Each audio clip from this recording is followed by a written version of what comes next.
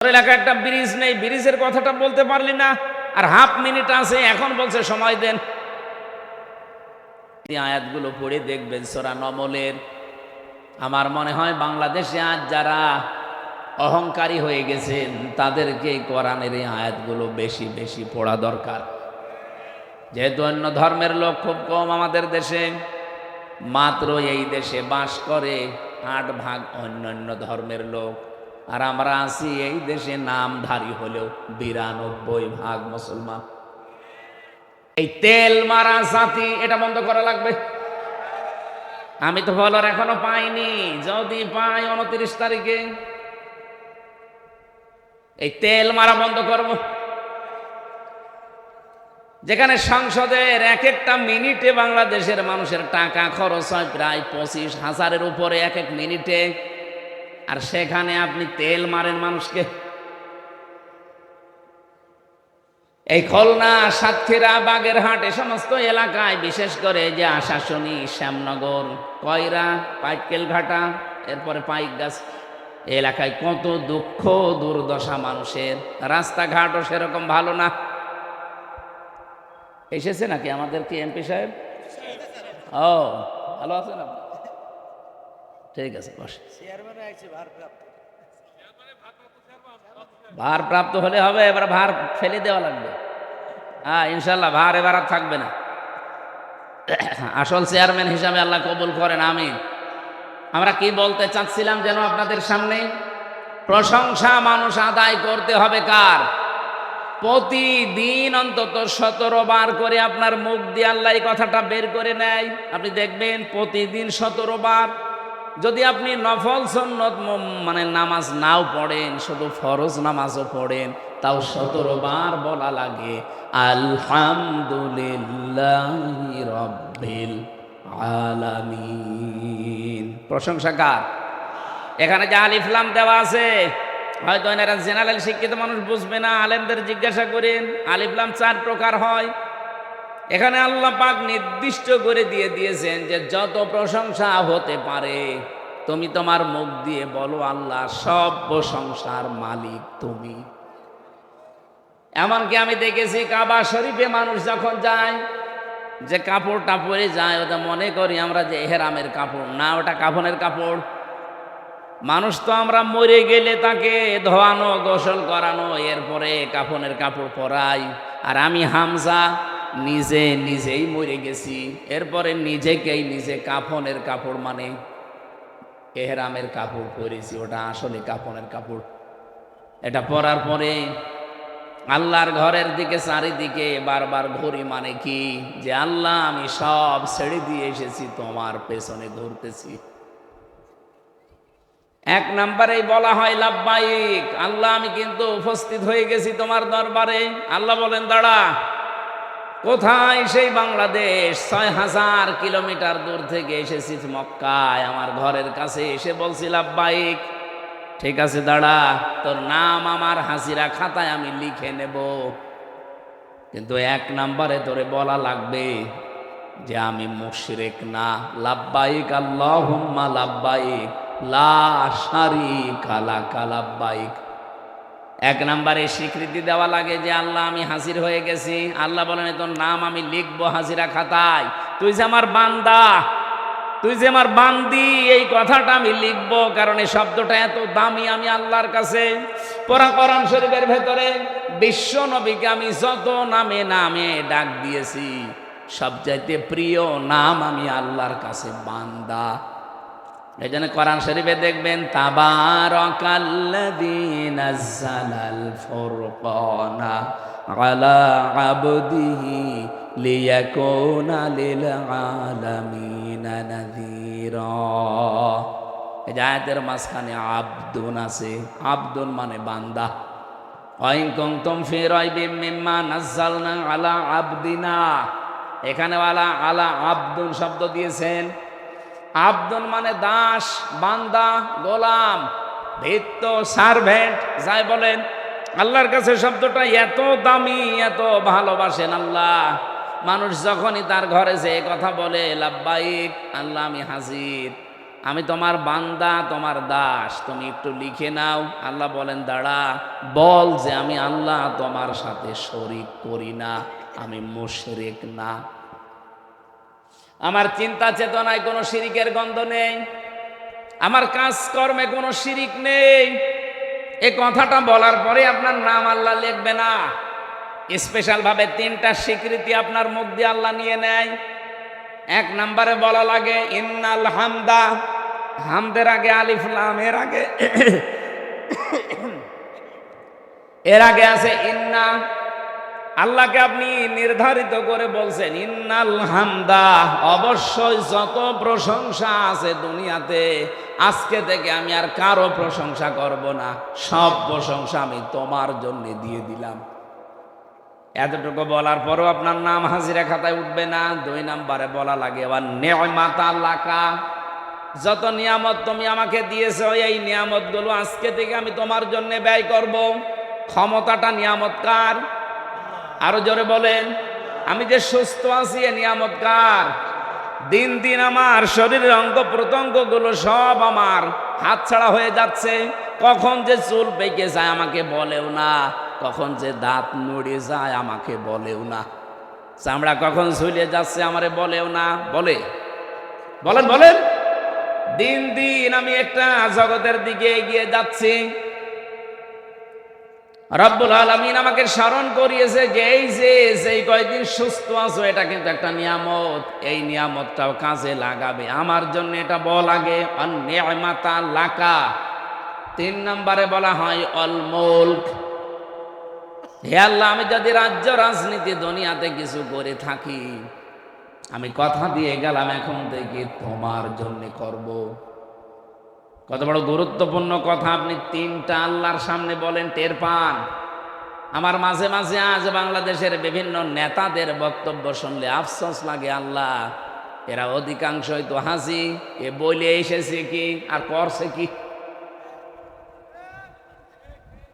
10 minute কথা বললে 8 minute আপনি মানুষের প্রশংসা করেন। কেন প্রশংসা আমার আল্লাহর করা যায় না? আপনি যে কথাটা বলতে পারেন, এখন কোনোদিন চিন্তা করেছেন? বিজ্ঞান এখন তথ্যটা দিয়েছে, এক একটা কথা এই মুখের গহ্বর থেকে বের হতে এখানে যে জায়গাটা পাচ্ছেন, এখানে 27টা ধাক্কা লাগে, এরপর একটা কথা তৈরি হয়। আমি যখন বিজ্ঞান ভিত্তিক তাফসীরগুলো পড়ি মাঝে মাঝে আমার মনে হয় আল্লাহ 27টা স্তর এখান থেকে পার করার পরে একটা কথা মুখ দিয়ে বের হচ্ছে। আর কোরআন হাদিসের ব্যাখ্যা হচ্ছে প্রতিটি স্তরে একজন করে ফেরেশতা বসে আছে। এই যে এই কোনার মুরব্বী থেকে শুরু করে এখানে যারা আমরা আছি, উনি ওসি সাহেবের কাছে, উনি মুরব্বীর কাছে, উনি চেয়ারম্যানে, উনি আমার কাছে, আমি মর্তজা ভাইয়ের কাছে, এভাবে দিতে দিতে 27 নাম্বার জায়গায় যে যার কাছে দায়িত্বে আছে উনি মুখের এই জায়গা দিয়ে কথাটা যখন বের করে দেবে, বের করে দেওয়ার আগে যার কণ্ঠের সাথে এই কথাটা মিলবে সেই আকারে কথাটা বের করে দেয়। সবার কথায় যদি আল্লাহ একরকম করে বের করে দিত, আমার মনে হয় চেয়ারম্যানের বাড়িতে গেলে আমি জোতা পিটা খেতাম। ম্যাডাম তো মনে করতো আমার মনে হয় লোকই এসেছে, অথচ লোক তো ওনারটা না অন্যেরটা। মারামারি হইতো না, শুধু কণ্ঠের এই স্বরটাকে আমার আল্লাহ এই 27টা স্তরের ভেতরে কম্পিউটার থাকলে আপনাদেরকে আমি দেখাতে পারতাম, এমন সুন্দরভাবে সিস্টেম করে দেখাচ্ছে। সর্বশেষ জায়গায় যখন কথাটা বের করে দেয় ফেরেশতারা, আপনার মতো আমির হামজা পৃথিবীতে 1টা 2টা না, কোটি কোটি আছে। কার কণ্ঠ দিয়ে, কোন আওয়াজ দিয়ে, কোন স্তরে কথাটা বের হলে তার কণ্ঠের সাথে মানাবে, মানানসই হবে, আল্লাহ ওই রকম কণ্ঠ করে কথাটা বের করে দেয়। বলেন সুবহানাল্লাহ। এই নিয়ামতটা যদি আপনাকে আল্লাহ না দিত, আপনি বক্তব্য দেওয়ার সময় আল্লাহর বিরুদ্ধে কথা বলেন, আপনি বক্তব্য দেওয়ার সময় মানবতার বিরুদ্ধে কথা বলেন, জীবনেও বলতে পারতেন না। যেহেতু এই নিয়ামতটা আল্লাহ আপনাকে দিয়েছে, এই নিয়ামতটা কাজে লাগান। 3টা কথা বলার পরে আমি দেখেছি হাজী সাহেবরা চলে আসার দিন যখন বিদায় তাওয়াফ করে, তখন একটা স্পেশাল ভাবে স্পেশাল ভাবে শেষ কথা যেটা বলা লাগে, আল্লাহকে বলা লাগে লা শারিকা লাকা লাব্বাইক। আল্লাহ আমি চলে যাচ্ছি বাংলাদেশে, তুমি আমার নামটা কিন্তু হাজিরা খাতায় লিখে নিও, আমি কিন্তু শিরিক করব না, আমি মুশরিক না। মাঝে মাঝে আমার এই আয়াতগুলো নিয়ে চিন্তা ভাবনা যখন করি, বাংলাদেশে তো হাজি একেবারে কম না। শুধু হাজি সাহেবরাই যদি এটা আমরা মেনে চলতে পারতাম, যেটা বলে এসেছি কাবা ঘরকে সামনে নিয়ে, বাংলাদেশে আর কারো লাগতো না, হাজিরা ইসলাম কায়েম করে ফেলতো। সরকারি দলে বিরোধী দলে স্বতন্ত্র সব আমরা হাজি। 300 এমপির 299 জন অলরেডি এখন সংসদে আমরা আছি। আমার তো মনে হয় এই 299 জনের ভেতরে 290 জনই হাজি। অবশ্য সুবহানাল্লাহ, 290 জনের ভেতরে এই কথাটা ঠিক রাখার মতো হাজি একেবারেই কম। এই কথাটা ঠিক রাখে না।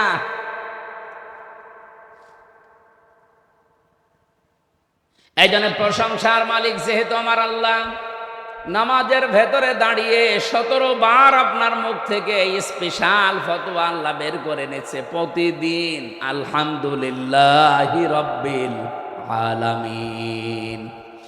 আমি হযরত লোকমানের কথা বলছিলাম, উনি বলেছে নামাজের ভেতরে মনটা তৈরি করো, এটা আমি 4000 নবীর থেকে পেয়েছি। আপনাদেরকে আমি উপদেশটা দিয়ে গেলাম যে যেখানেই নামাজ আদায় করেন না কেন, নামাজের ভেতরে মন তৈরি করেন। এই আয়াতগুলো পড়ে দেখবেন সূরা নমলের। আমার মনে হয় বাংলাদেশে আজ যারা অহংকারী হয়ে গেছেন, তাদেরকে কোরআনের এই আয়াতগুলো বেশি বেশি পড়া দরকার।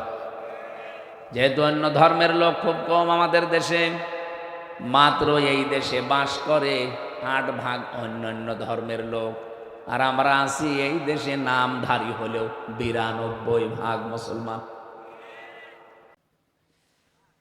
এই জন্য আহ্বান জানাচ্ছি, জ্ঞান আল্লাহ যাদেরকে দান করে, জ্ঞানের প্রথম বৈশিষ্ট্য সে বিনয়ী হবে, নম্র হবে। সে জ্ঞান অর্জন করার পরও যদি বিনয়ী নম্রতা কারো ভেতরে না আসে, অহংকার চলে আসে, বুঝতে হবে শয়তান তাকে দখল করে ফেলেছে। কি নাম যেন ভাইয়ের? রুহুল কুদ্দুস।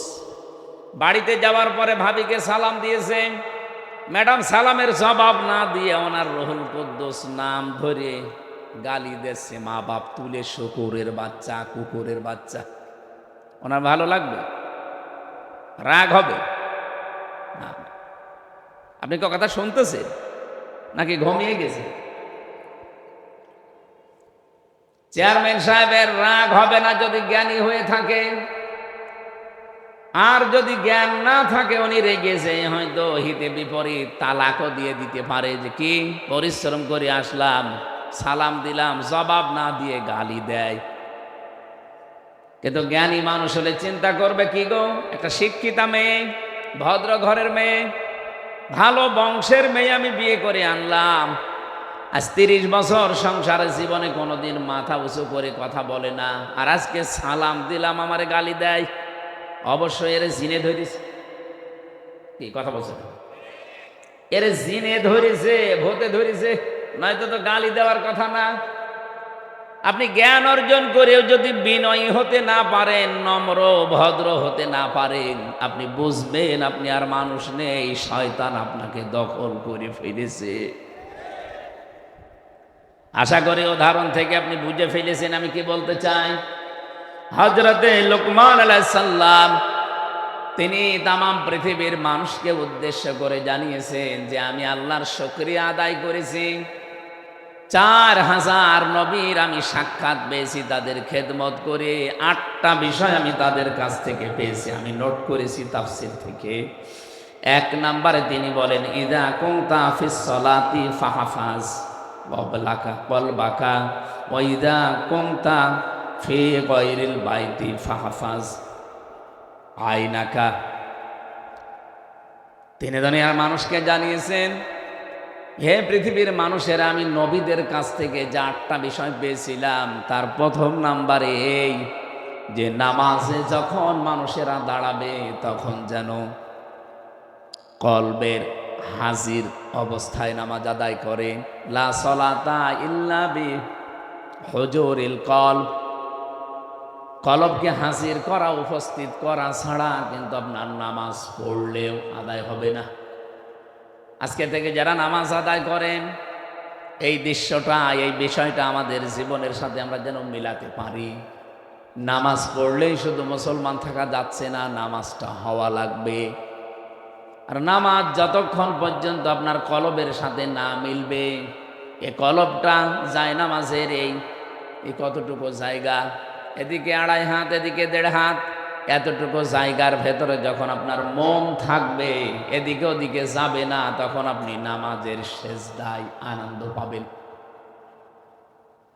জেলখানায় 3 বছর আমার ফাঁসির কন্ডেম সেলে, প্রথমে তো আয়না ঘরে, এরপরে কন্ডেম সেলের ভেতরে 24 ঘন্টা তালা লাগিয়ে রেখেছিল। জীবনের এই 34 বছর বয়সে এই 3টা বছর আমি যেভাবে কাটিয়েছি, এই 1.5-2 বছর বাইরে এসে এই দুনিয়ার চাকচিক্যে পড়ে আমার মনে হচ্ছে ওই 3 বছর আমি আল্লাহর ইবাদতে ছিলাম। গভীর রজনীতে আমি সেজদা দিয়ে যে মজা পেয়েছি, এখনো সেজদা দেই, কিন্তু ওই মজাটা এখন আর হয় না।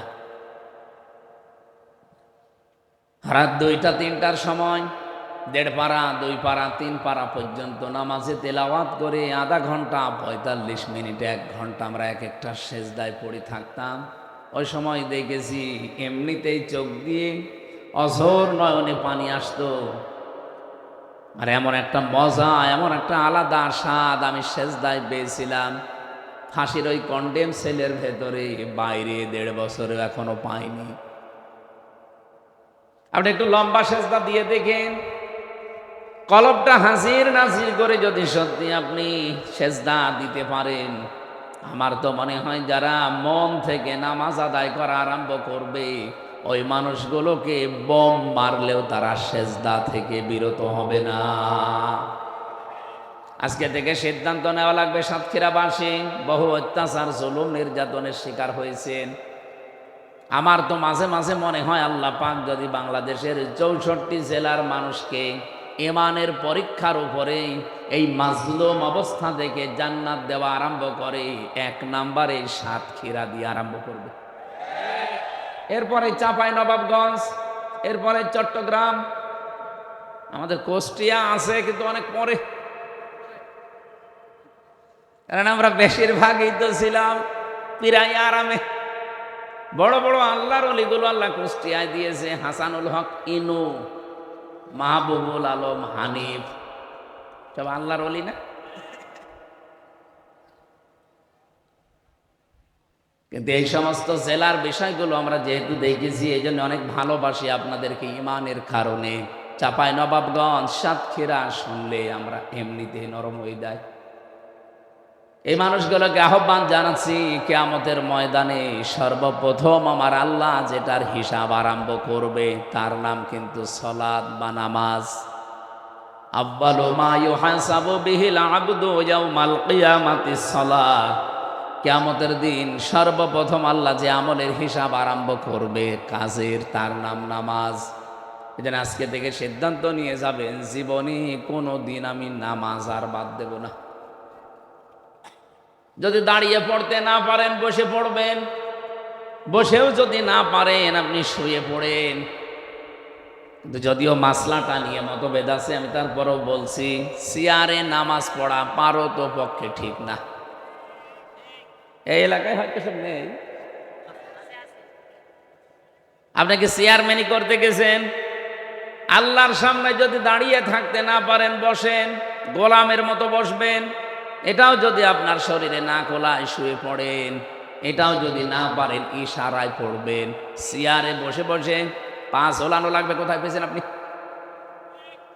আপনি কি মাননীয় প্রধানমন্ত্রীর সামনে বসেছেন? আপনি বসেছেন যার সামনে, তার মর্যাদা জানেন। ওমা কদারুল্লাহ হাক্কা কদরিহি ইন্নাল্লাহা লাকাবিয়্যুন আজিজ। কোনদিন শুনেছেন এই আয়াতের মর্মবাণী? আল্লাহ বলেন, না, আমার বান্দা বান্দিরা আমি আল্লাহর যে ক্ষমতা এই অনুযায়ী আমাকে বিশ্বাস করে না। কিয়ামতের দিন এই সপ্তম আসমান আর জমিন পুরাতন কাপড়ের মতো আমার এই হাতের ভেতর আমি গুটিয়ে ফেলবো।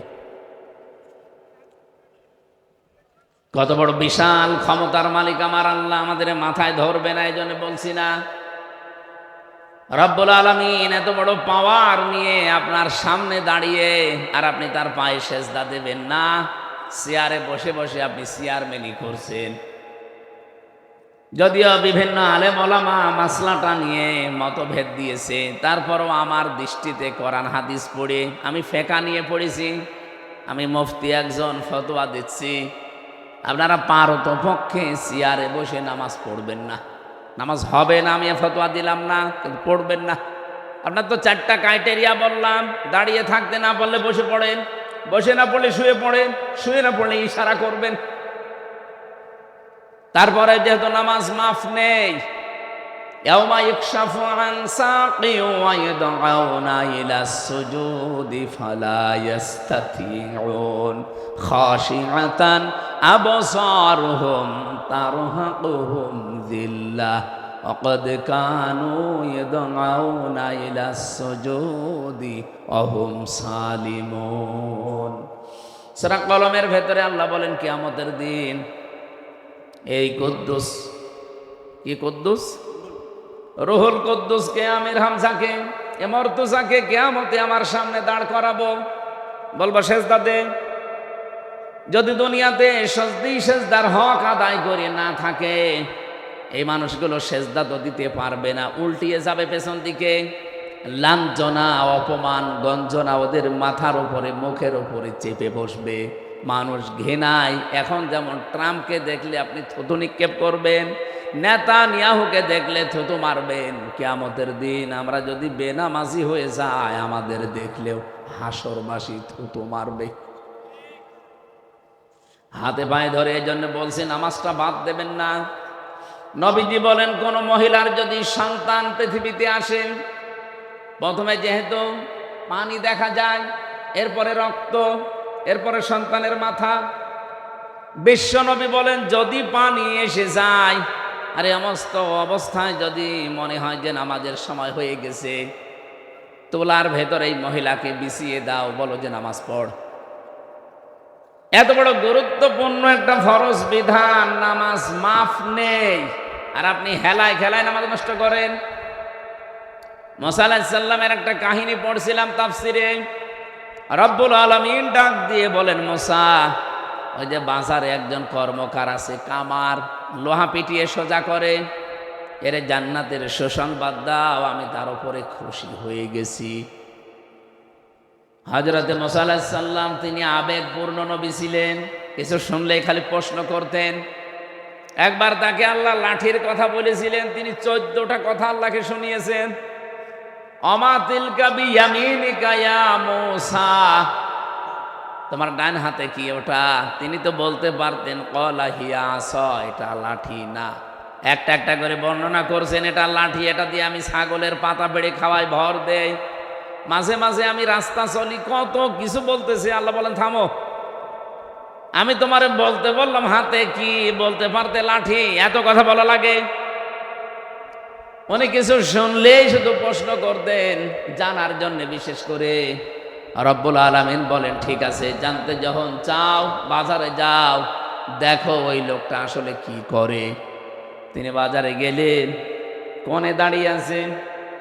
আমাদের জামানায় যেভাবে আজান হলে আমরা মনে করি নামাজের সময় হয়ে গেছে, হযরতে মুসার জামানায় 1 ওয়াক্ত নামাজ ছিল ফরজ। ওই জামানায় হয়তো নামাজের সিস্টেম ছিল, আজান না থাকলেও একটা সিস্টেম ছিল ডাকার। এ কামারটা একবার মগুর উঁচু করে মাথার উপরে, আবার লোহার উপরে পিটায়। হঠাৎ করে যখন নামাজের সময় হয়ে গেছে, মগরটা মাথার উপর দিয়ে পেছন দিকে ফেলে দিয়ে তাড়াতাড়ি করে পবিত্র হয়ে নামাজে দাঁড়িয়েছে। মুসা আলাইহিস সালাম অনেকক্ষণ পর্যন্ত তাকিয়ে দৃশ্যটা লক্ষ্য করলেন, আর ডাক দিয়ে বলেন, রব্বুল আলামিন, ওই লোকটা তো মগরটা লোহার উপরে পিটিয়ে এরপরে নামাজে যেতে পারত। যে লোকটা তোমার বিধান মানতে এত বেশি আগ্রহ, এত বেশি, যে লোকটা এত বেশি সচেতন, তুমি তাকে জান্নাত না দিয়ে পারো না, রাজি না হয়ে পারো না। আপনি বলেন তো তার জীবন থেকে কি পেলেন? একজন কামার। আমাদের কাছে কি নামাজের এই গুরুত্বটা এইরকম আছে? নেই। রমজান এসেছিল যতগুলো শিক্ষা দিতে, আমি তো প্রায় 27টা শিক্ষার উপরে অর্জন করেছি। এখন আমার কাজ হবে, আমার যে হাদিস ছিল, আহাব্বুল আমালি ইলাল্লাহি আদওয়ামুহা ওয়া ইন কাল্লা, বুখারী শরীফের হাদিস। নবীজি বলেন, আল্লাহর কাছে পৃথিবীতে সবচাইতে ভালো মহব্বতের ভালোবাসার কাজ হচ্ছে ওইটা যেটা কন্টিনিউয়াস করা হয়, প্রতিনিয়ত প্রতিদিন করা হয়, যদিও কাজটা অল্প হয়। রমজানে যেহেতু একটা অভ্যাস আমাদের তৈরি হয়ে গেছে, নামাজ আদায় করা, জামাতে নামাজ পড়া, এমনকি তাহাজ্জুদেরও অভ্যাস আমাদের অনেকের হয়ে গেছে। এটা ধরে রাখবেন, কন্টিনিউয়াস, কম হোক তারপরও ধরে রাখেন।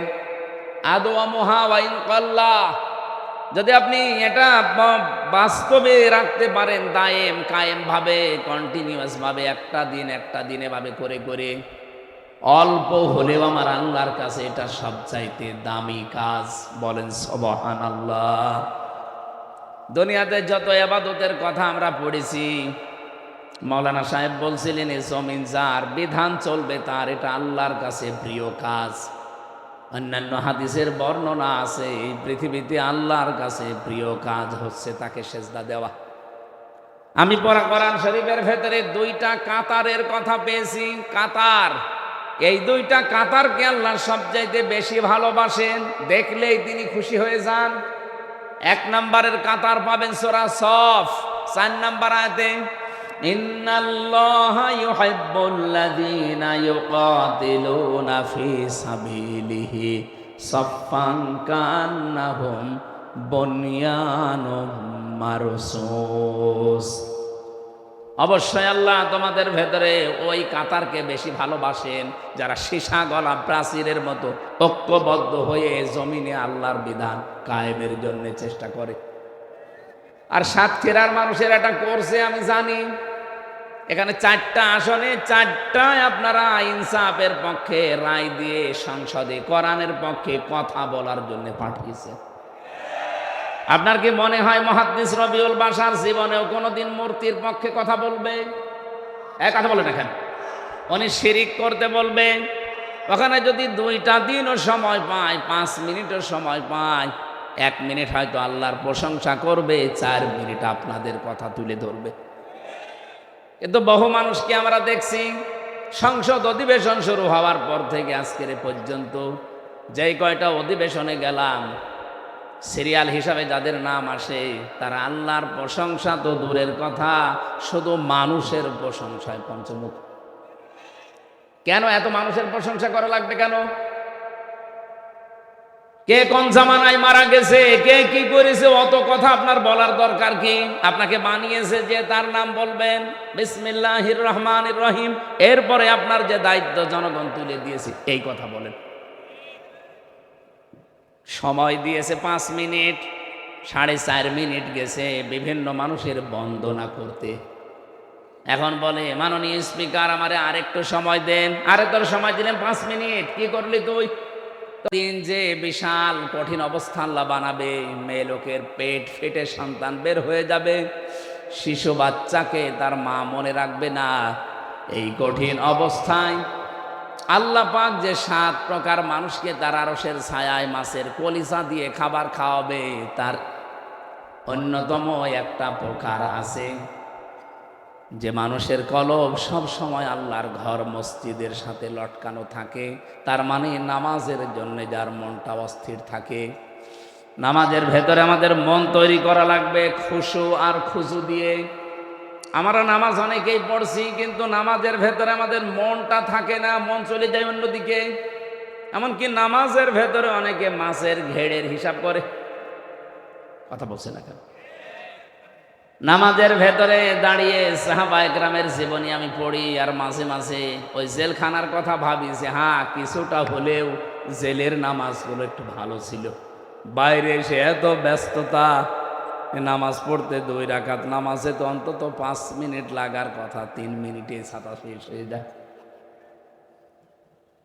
হযরতে তালহা নামাজে দাঁড়িয়েছিলেন, পাশেই তার একটা বাচ্চা খেলা করছিল। পাহাড়ি এলাকা থেকে একটা সাপ এসে বাচ্চাটাকে জড়িয়ে ফেলেছে। হযরতে তালহা নামাজে আছেন, এজন্য তিনি খেয়াল করেননি, তেলাওয়াত মত্ত ছিলেন। স্ত্রী দৃশ্য দেখলেন যে স্বামী নামাজে আছে, এই জন্য ডাকেন নাই। আশপাশ থেকে লোকজন ডাক দিয়ে সাপটাকে মেরে বাচ্চাটাকে বিপদমুক্ত করে বসে আছে। নামাজের পরে হইচই পড়ে গেছে। হযরতে তালহা নামাজ শেষ করার পরে জিজ্ঞাসা করলেন স্ত্রী, এতগুলো মানুষ বাড়ির ভেতরে কি করে? স্ত্রী বলছে, সুবহানাল্লাহ স্বামী, আপনি এতগুলো ঘটনা সব ঘটে গেল, কিছু টের পাননি। আপনি নামাজে থাকাকালীন আমি দেখেছিলাম একটা বাচ্চা সাপ জড়িয়ে ফেলেছে। লোকজন ডাক দিয়ে সাপটাকে মেরে আমি বাচ্চাটাকে বিপদ মুক্ত করে বসে আছি। এতগুলো কাজ আপনার সামনে হইচই পড়েছে, আপনি কিছুই টের পেলেন না। হযরতে তালহা বলেন, স্ত্রী নামাজের ভেতরে তেলাওয়াতে আল্লাহর সাথে কথা হচ্ছিল। আমি যখন বলছিলাম আলহামদুলিল্লাহি রাব্বিল আলামিন, আমার আল্লাহ যেন জবাব দিচ্ছে, সাদ্দাকতা ইয়া আবদি, আমার বান্দা সত্য কথা বলছে। তার মানে এই কথাটা তার জীবনের সাথে মিল আছে, ও আল্লাহ বাদে অন্য কারো প্রশংসা করে না। আমি যখন আর রহমানির রহিম পড়েছি, আমার আল্লাহ জবাব দিচ্ছিলেন। যতগুলো কথা বলি আল্লাহ জবাব দেয়। নামাজের ভেতরে মন এদিকে ওদিকে চলে গেলেও নামাজ আর নামাজ থাকে না। আপনারা নামাজ আরম্ভ করবেন খুশু নিয়ে। আমি 2 নম্বরে পেয়েছি, হযরতে লোকমান বললেন, পৃথিবীর মানুষেরা 4000 নবীর কাছ থেকে আমি খেদমত করে এই শিক্ষাটা পেয়েছি যে কারো বাড়িতে যদি কেউ প্রবেশ করে যেন উকি ঝুঁকি না দেয়। অনেক মানুষের মন দেখবেন এরকম আছে, কারো বাড়িতে বেড়াতে গেলে শুধু উকি ঝুঁকি দেয়। এলাকায় মানুষ নেই এরকম। স্বামী স্ত্রী কোনো ঘরে যদি থাকে, কোনো মানুষ যদি দরজা জালানার ফাঁকা দিয়ে এদিক ওদিক করে তার দিকে তাকায়, নবীজি বলেন সীসা গরম করে অথবা সুচ গরম করে ও চোখ সেলাই করে দাও। কোরআনে কারিমে জানিয়েছেন আল্লাহ সূরা, এটা নূরের ভেতরে আছে 26 নম্বর আয়াত, সম্ভবত 27 নম্বর আয়াত। ইয়া আইয়ুহাল্লাযীনা আমানু লা তাদখুলু বুয়ুতান গায়রা বুয়ুতিকুম হাত্তা তাস্তানিসু ওয়া তুসাল্লিমু আলা আহলিহা। হে ঈমানদারেরা, নিজের বাড়ি হোক আর অন্যের বাড়ি হোক, আগে অনুমতি নিবা, সালাম দিবা, এরপর প্রবেশ করবা। আমাদের আজ পারিবারিক জীবনে, সামাজিক জীবনে এই আয়াতটা পালন হয় না। আমরা সামাজিক জীবনে, পারিবারিক জীবনে যদি এটা একটু ফলো করার চেষ্টা করি, আমার মনে হয় পরিবারেই সালাম দেওয়ার প্রচলন, অনুমতি নেওয়ার এই সিস্টেম আসলে অনেক পরিবারে অনেক গোনা কমে যাবে। বিশেষ করে আমার কাছে যেটা ধরা পড়েছে, আমি জানি না আপনার সাথে মিলবে কিনা, বহু মানুষ আছে বিবাহের পরে 1 বছর 1.5 বছর 2 বছর নিজের স্ত্রী ভালো লাগে, এরপরেই দেখবেন নিজের বউ আর ভালো লাগে না। অন্যের বউ দেখলেই কেমন যেন মন আনচান করে।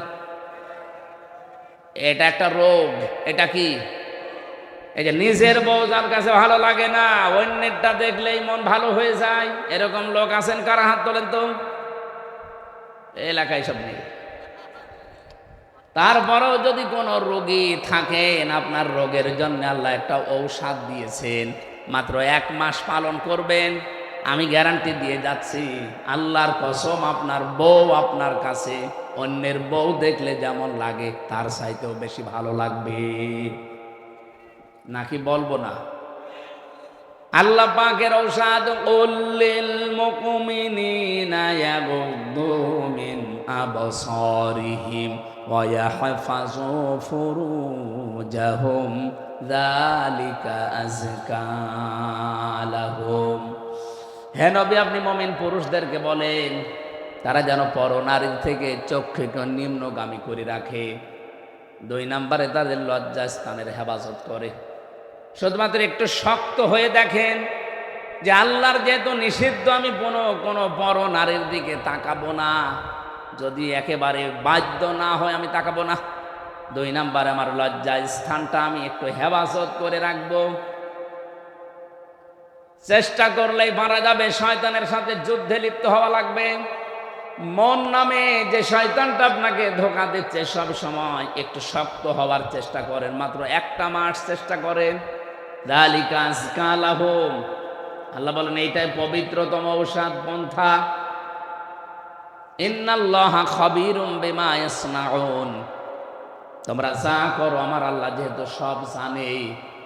এই কথাটা যে মানুষটার সব সময় মনে রেখেই 2টা ঔষধ আজকে থেকে খেতে পারবেন, 1 মাসের ভেতরে দেখবেন নিজের বউ দেখলে অন্যের বউর সাথে ভালো লাগবে। এখানে ওকে ঝোঁকে মারার এই সিস্টেম বন্ধ করা লাগবে। আজ হাজারো পরিবারে বিভিন্ন জায়গায় যে পরকীয়া প্রেমে, এই শুধু মেয়ে লোকের মামলা নিতে ওসি সাহেবরা মানে হাঁপ লেগে যাচ্ছে তাদের। আপনি থানায় যেয়ে দেখবেন 100টার প্রায় 70টা মেয়েলি কেস আর 30টা জমি জায়গা নিয়ে ঝামেলা। আমাদেরকে একটু স্বস্তিতে কাজ করতে দিতে হলে আমাদের কোরআনের এই আয়াতগুলো আমাদের ব্যক্তি, পরিবার, সমাজ আর রাষ্ট্রে পালন করা লাগবে। আল্লাহ পাক আমাদের নিজেদেরকে হযরত লোকমানের এই যে 2 নাম্বার উপদেশ তিনি যা দিয়েছেন, নবীদের কাছ থেকে পেয়েছেন, এটা মেনে চলার তৌফিক দেন, বলেন আমিন। 3 নাম্বারে পেয়েছি যে খাবার খেলে সব খেয়ে ফেলবেন না। খাবার দিয়েছে 4-5 রকম তরকারি, যেটা আপনার রুচি নেয় ভালো লাগে সেটা দিয়েই খাবার শেষ করেন। একেবারে সবগুলো মরণের খাওয়া খেয়ে শেষে আর পেটে জায়গা নেই, হজম হওয়ার মতো কায়দা নেই, শেষে গ্যাস্ট্রিক, আলসার, বিভিন্ন রোগ আপনার শরীরে বাসা বাঁধে। উনি বলেন আমি নবীদের কাছ থেকে এইটা পেয়েছি। প্রতিটি নবীকে আমি এই 4000 নবী দেখেছি, প্রত্যেকটা নবীর বুক ছিল বড়, পেট ছিল ছোট। আর আমরা নবীর এমন উম্মত, আমাদের বুক নেই, শুধু পেট। এরকম মানুষ নেই? এত বড় বড় ভুঁড়ি হয়, উকুন মারা যায় ভুঁড়ির উপরে। মহিলারা লজ্জা পায় যে কি গো, ছেলে মেয়ে হয় আমাদের আর পেট হয় এর। কি ভুঁড়ি, আখেরি ভুঁড়ি বানিয়েছে। 4000 নবীর জীবনী উনি বলছেন যে একটা নবীরও আমি ভুঁড়ি বড় পাইনি, পেট প্রত্যেকের ছোট ছিল। আর প্রতিটি নবীর বুক ছিল বেশ ওসারও বড়। একটাই মাত্র কারণ, তারা খাবার খাওয়ার সময় 3টা বিষয় লক্ষ্য করতেন। এই পেটটাকে 1 ভাগ খাবার, 1 ভাগ খালি, আর হজম হওয়ার জন্য 1 ভাগ পানি দিতেন। আমি সহ প্রত্যেকে যদি এটা মেনে চলতে পারি, আমাদেরও বুক ইনশাল্লাহ বড় হবে, পেট ছোট হবে। 4 নাম্বারে উনি বলেন কথা বললে হিসাব করে বলা দরকার। আজ বাংলাদেশের হাজারো মানুষ শুধুমাত্র ধরা খায় এই কথা হিসাব করি না বলার কারণে। 18 মাস আগে যা বলেছিল 18 মাস পরে কিন্তু সেটা আর বলছে না, পুরা উল্টিয়ে গেছে। তার মানে কথা হিসাব করে বলা যায় না। আপনি যেটা মানতে পারবেন না সেটা বলতে যান কেন? হযরত লোকমান বলেন আমি নবীদের কাছে এইটা পেয়েছি, তাও 4000 নবীর কাছে এইটা ছিল। তারা কথা বলতেন খুব হিসাব করে। আপনি এক কথা বললেন চাচা এরশাদের মতো, আবার বিকালে যে পস্তাবেন না থুক্কু আমি বলি নাই, না এরকম করা যাবে না। কথা দরকার হয় বলবেন না, শুনবেন বেশি, চুপ থাকবেন। মান সমাতা না যা, যারা চুপ থাকে তারা নাজাত পেয়ে যায়, বলেন সুবহানাল্লাহ। উনি বলেন আমি 5 নম্বরে 2টা, 5 আর 6 নাম্বার বলেন আমি এই 2টা বিষয়কে অর্জন, আর 7 আর 8 এই 2টাকে বর্জন। নবীদের কাছ থেকে 2টা আমি অর্জন করেছি, আর 2টা আমি বর্জন করেছি। অর্জন করেছি এটা যে সব সময় আল্লাহকে সঙ্গে রাখা লাগবে। কাকে? 2 নম্বরে সব সময় কবরের চিন্তাটা মাথায় থাকা লাগবে, তাহলে আপনার আর মানুষের সম্পদ আত্মসাৎ করা জীবনেও হবে না। 7 নম্বরে পেয়েছি দুনিয়াকে মহব্বত বর্জন করা লাগবে। 8 নম্বরে পেয়েছি নিজেকে অহংকার মুক্ত করার চেষ্টা করতে হবে। হযরত লোকমানকে আল্লাহ জ্ঞান দিয়েছিলেন, তিনি জ্ঞান অনুযায়ী এগুলো অর্জন করে দুনিয়ার মানুষকে তিনি শুনিয়েছেন। তিনি যদি না মানতেন তাহলে এই কথাগুলো আমাদের আসর হতো না। তিনি মেনেছেন, দুনিয়ায় আমল করেছেন, কাজ করেছেন, এই জন্যে তার কথাটা শুনলেই আমারও এখন মানতে মনে চাচ্ছে। আপনার চাচ্ছে না? বলেন বলেন। আল্লাহ আমাদেরকে এই 8টা উপদেশ 4000 নবী থেকে যিনি পেয়েছিলেন মেনে চলার তৌফিক দেন, বলেন আমিন। আজকে আপনাদের থানার অফিসার ইনচার্জ ওসি সাহেব এসেছে, এরপরে আরও আমাদের চেয়ারম্যান সাহেব আছে, প্রধান অতিথি আসলে ভালো হতো, হয়তো উনি ব্যস্ত আছেন। আমাদেরও এলাকা নিয়ে আমাদের এখন কাজ তো সংসদ কেন্দ্রিক, মন্ত্রণালয় কেন্দ্রিক, বিভিন্ন জায়গায় এলাকায় কি কি লাগবে আমার আসনের ভেতরে এই সমস্ত বিষয়গুলো নোট করে 29 তারিখে আমাদের হয়তো বলা লাগবে। বিভিন্ন মন্ত্রণালয়ের মন্ত্রীরা থাকবে, তাদের কাছে আপনাদের চাহিদাগুলো তুলে ধরা লাগবে। তো কাজ আমাদের ওইটা। আর এই ওয়াজ তাফসির এই জায়গাগুলো এখন আসলে একটা ঐচ্ছিক বিষয়ের মতো হয়ে গেছে। তারপরেও এগুলো আগে নেওয়া ছিল রমজানের আগে, নির্বাচনের কারণে আমি অনেক দিন অনুষ্ঠানগুলো করি নাই। যে কয়টা নেওয়া ছিল ওই কয়টা আগামী থেকে কিছু করে শেষ করতে চাই। আল্লাহ আমাদের তৌফিক দিন। যতটুকুই বলেছি আমি আমার ইমান থেকে কথা বলেছি। আল্লাহ আমাকে সহ প্রত্যেককেই যেন মেনে চলার সুযোগ দান করেন। এই যে রুমাল দেওয়ার কথা বলছে, এখন রুমাল দিলে কাজ হবে? রুমাল দেয়নি, দিয়েছে আর কি, আপনারা এমনিতে সাধ্যমতো দিয়েছেন। আল্লাহুম্মা আমিন। রব্বানা যালামনা আনফুসানা ওয়া ইল্লাম তাগফির লানা ওয়া তারহামনা লানাকুনান্না মিনাল খাসিরিন। রাব্বিরহামহুমা কামা রাব্বায়ানি